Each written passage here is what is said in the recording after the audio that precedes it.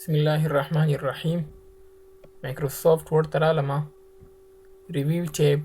نن به انشاءالله کمنټ ګروپ وایو. کمنټ ګروپ کې موږ سره نیو کمنټ، ډیلیټ، پریویس او نیکس کمانډ دي. کمنټ وایي تفسیرې ته. فار ایگزامپل تاسو به اکثر ځایونو کې لیدلی وي، فیسبوک کې به مو لیدلی وي، یوټیوب کې به مو لیدلی وي، ټیک ټاک، انسټاګرام، دغسې نورو پلیټفارم کې به تاسو لیدلی وي.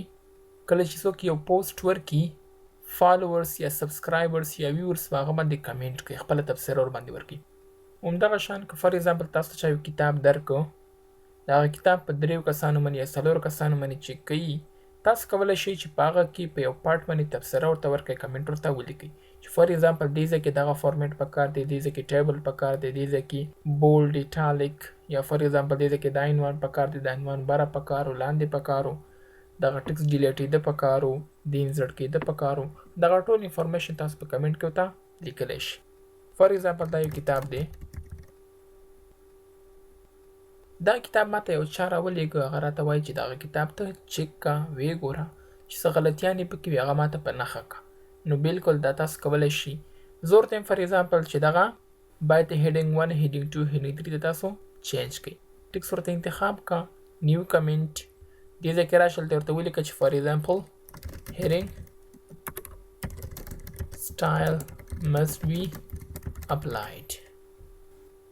همدغه شان که فار ایگزامپل تاسو دې ځای ته راشئ، هلته ورته نیو کمنټ ورکړه چې ایسته کا نیو کمنټ، هلته به ورته ولیکم چې table must be inserted، او همدا شان فار ایگزامپل دغه ټکس باندې څه ورته ورکړئ، دا ورته انتخاب کا، دا ورته ولیکه چې this text must be deleted. صحیح شو؟ دغه انفارمیشن تاسو ورته لیکلی شئ.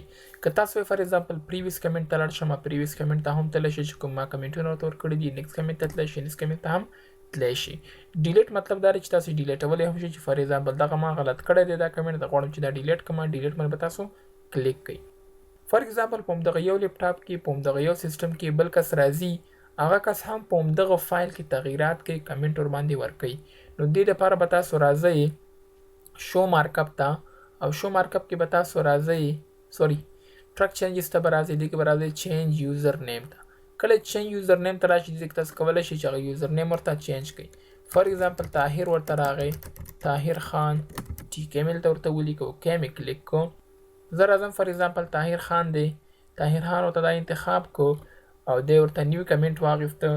که تاسو وګورئ دغه کمنټ رنګ هم بدل شو. دا ورته څه لیکي، to change word is not correct. دغه شان دی فار ایگزامپل ورته ولیکو. یا فار ایگزامپل دې ځای ته راغی، دې ته څه ورته ورکو، نیو کمنټ ته راغی، دلته ورته ولیکو، دا ورته ولیکه چې نیو هیډینګ ایریا، دی ورته ولیکو. همدغه شان کله چې تاسو ډیلیټ ته راشئ، دې کې ما سره 3 کمانډز دي، یو ډیلیټ دی، بل ډیلیټ آل کمنټس شون دی، او بل ډیلیټ آل کمنټس ان ډاکومنټ. ډیلیټ خو همدا کار کوي چې کوم یو کمنټ انتخاب شوی وي هغه تاسو ته ډیلیټ کوي. ډیلیټ آل کمنټس شون دا کار نه کوي. ډیلیټ آل کمنټس ان ډاکومنټ مطلب دا دی چې هر یو یوزر په دغه ډاکومنټ کې کمنټونه کړي دي، هغه ټول ډیلیټ کا. ډیلیټ آل کمنټس شون دا ځکه کار نه کوي چې تاسو به راشئ ته فار ایگزامپل مارکاپ ته به راشئ، ویورز ته به راشئ، دې ځای کې زه ورته چې فار ایگزامپل زبیلا والا چې کوم کمنټس دي هغه راته هایډ کا، او د بل یوزر والا راته شو کا.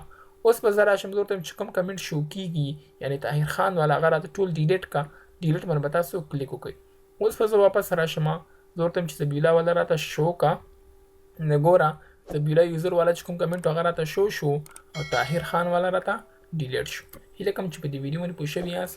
دا موږ سره ریویو ټیب کمنټس ګروپ